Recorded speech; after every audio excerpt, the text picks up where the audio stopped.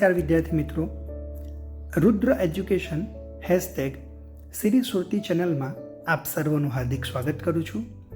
આજે આપણે રુદ્ર એજ્યુકેશનના માધ્યમ દ્વારા ધોરણ 12 વિષય ગુજરાતી કાવ્ય 9 ભવના અબોલા વિશે અભ્યાસ કરીશું, જેનો સાહિત્ય પ્રકાર છે લોકગીત. અહીં આગળ આપણને અજ્ઞાત લખ્યું છે. લોકગીત એ લોક સાહિત્યનો પદ્ય પ્રકાર છે. લોકગીતનો કોઈ રચયિતા નથી હોતો એમ કહેવા કરતાં એમ કહી શકાય કે લોક સમૂહ લોકગીતોનો રચયિતા હોય છે. માત્ર એક વ્યક્તિ નહીં પણ અનેકોની ઉત્સાહભરી સર્જકતાથી રચાયેલું લોકગીત કોઈ એક પ્રસંગ કે ઘટના આધારિત આનંદ, ઉત્સાહ, ઉમંગ કે વેદનાની સર્જનાત્મક અભિવ્યક્તિ છે. લોકગીતોનો આપણી પાસે સમૃદ્ધ વારસો છે.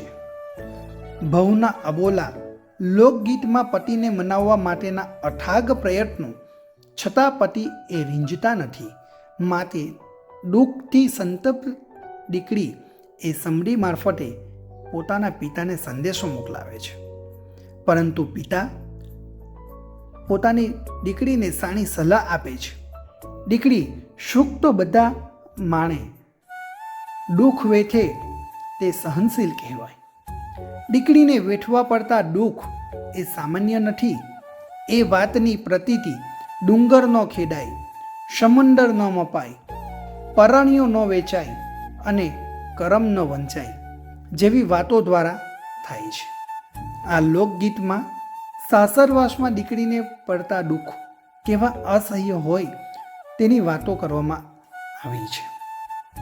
લોકગીત એ જ્યારે લોકોની વચ્ચે લોક પરંપરામાં એ ગવાતું હોય ત્યારે એમાં ઢાળ, લય તેમજ રાગ, સૂર ભરે છે. દાદાની સલાહ અને પુત્રીની દાદા આગળ વ્યથા રજૂ કરવા વપરાયેલા શબ્દો તેમજ કાવ્ય રીતિની નોંધ કરવાની છે આપણે. દાદા કહે છે, દીકરી સુખ તો બધા વેઠે, દુઃખ જ વેઠવાના હોય ને. ત્યારે દીકરી બોલચાલની જે લઢણ તેમજ ભાષામાં કહે છે, દાદા આમ હોય તો ઠીક, પણ તેમ હોય તો શું? ગીતની જે ધ્રુવ પંક્તિથી ઘૂંટાતો ભાવ છેલ્લી પંક્તિમાં આંતરસ્વર બને છે, એક સૂત્ર બને છે અને ભાવાભિવ્યક્તિની તીવ્રતા વ્યક્ત કરે છે. એ છે પંક્તિ કરમ વાંચ્યા કેમ જાય. આપણે સમજૂતી જોઈશું. પંક્તિ છે, મેં તો ડુંગર કોડીને ઘર કર્યા, મેં તો કાચના કર્યા કમાન, મોડી સૈયરો અબોલા ભવરિયા. કોરવું શબ્દનો અર્થ થશે અંદરથી કોતરવો. ઘર કરવા શબ્દનો અર્થ થશે કાયમ વસવાટ કરવો. કમાન્ડ શબ્દનો અર્થ થાય બારણું. અબોલા શબ્દનો અર્થ થશે અહીં રીસ કે અણબનાવથી બોલવાનું બંધ કરવું. સૈયરું શબ્દનો અર્થ થશે બહેનપણી અથવા સહેલી. ભવના શબ્દનો અર્થ થશે સંસારના. અહીં આપણે જીવનભરના એવો અર્થ કરવાનો છે. રિયા એ તળપદા શબ્દો છે જેનો અર્થ થશે રહ્યા. સમજૂતી જોઈએ. મેં તો ડુંગર કોડીને ઘર તૈયાર કર્યા, મેં તો કાચના બારણા તૈયાર કર્યા, છતાં મારી સહિયરો મારે તો પતિના અબોલા જિંદગીભરના રહ્યા છે, અથવા મારે તો પતિના અબોલા જીવનભરના રહ્યા છે. મેં તો અગર ચંદનના ચૂલા કર્યા, મેં તો તોપરદે ભર્યા ઓબાર, મોડી સૈયરો, મેં તો દૂધના આંધણ મેલ્યા, મેં તો ચોખલા ઓળ્યા શેર, મોડી સૈયરો. અગર શબ્દનો અર્થ થશે એક જાતનું સુગંધીદાર લાકડું. ચૂલા કર્યા એટલે એ શબ્દનો અર્થ થશે રાંધવા માટે બળતર ગોઠવવા કરાતી જગ્યા કે ગોઠવણ, જેને આપણે ચૂલો કહીએ છીએ. તોપરદે શબ્દનો અર્થ થશે કોપરાથી. ઓબાર શબ્દનો અર્થ થશે ઉબારો અથવા બળતર.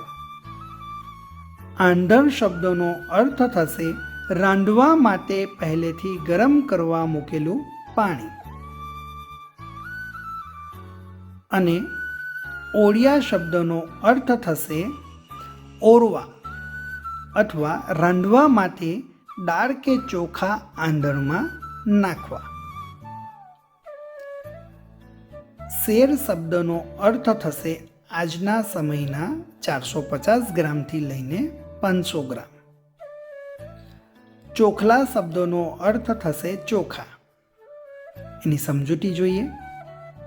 મેં તો અગરચંદનના ચૂલા બનાવ્યા, મેં તો એમાં બળતર માટે ટોપરા નાખ્યા, એ ચૂલા પર મેં તો દૂધના આંધણ મૂક્યા અને એમાં એક શેર ચોખા ઓળ્યા. દીકરી પોતાના પતિને રીંઝવવા માટે અલગ અલગ પ્રકારના નુસ્ખાઓ અપનાવે છે. એક અધર શમડી સમસમે, બેની મારો સંદેશો લઈ જા, મોડી સૈયરું. મારા દાદાની ડેલીએ જઈ કહેજે, તમારી દીકરીને પડ્યા છે દુઃખ, મોડી સૈયરું. અહીં અધર શબ્દનો અર્થ થશે ઊંચી. સમડી શબ્દનો અર્થ થશે સમડી, એક પક્ષી જે આકાશમાં ખૂબ ઊંચે ઉડે છે. સમસમવો શબ્દનો અર્થ થશે સમસમ એવો અવાજ થવો. સંદેશો શબ્દનો અર્થ થશે સમાચાર. ડેલી શબ્દનો અર્થ થશે ખડકી અથવા ઘર આગળની બાંધેલી બારણાવાળી રચના. એની સમજૂતી જોઈએ. એક સમડી આકાશમાં અધર સમસમ અવાજ કરતી ઉડે છે. એને મેં કહ્યું, બેની મારો સંદેશો લઈ જા. દીકરી એ પોતાના પિતાને સંદેશો મોકલાવે છે સમડીના માધ્યમ દ્વારા અને કહે છે કે મારા દાદાની ડેલીએ જઈને કહેજે કે તમારી દીકરીને દુઃખ પડ્યા છે. શું કહે છે કે મારા દાદાની ડેલીએ જઈને કહેજે કે તમારી દીકરીને દુઃખ પડ્યા છે. એટલે આગળની પંક્તિ જોઈએ. દીકરી દુઃખ રે હોય તો વેઠીએ, દીકરી સુખ તો વેઠે છે સૌ.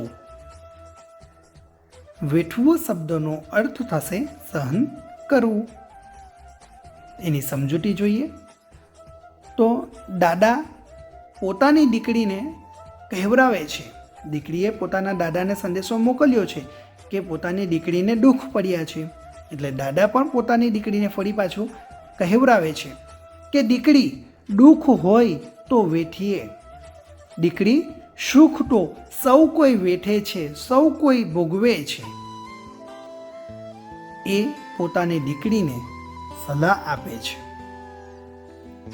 દાદા ખેતર હોય તો ખેડીએ, ઓલિયા ડુંગર ખેડિયા કેમ જાય, મોરી સૈયરું. દાદા કૂવો રે હોય તો ત્યાગીએ, ઓલિયા સમંદર તાગ્યા કેમ જાય, મોડી સૈયરું. શબ્દના અર્થ જોઈશું. ખેડવું શબ્દનો અર્થ થશે જમીનને હળ વડે ખોદી ચાસીને પોચી કરવી.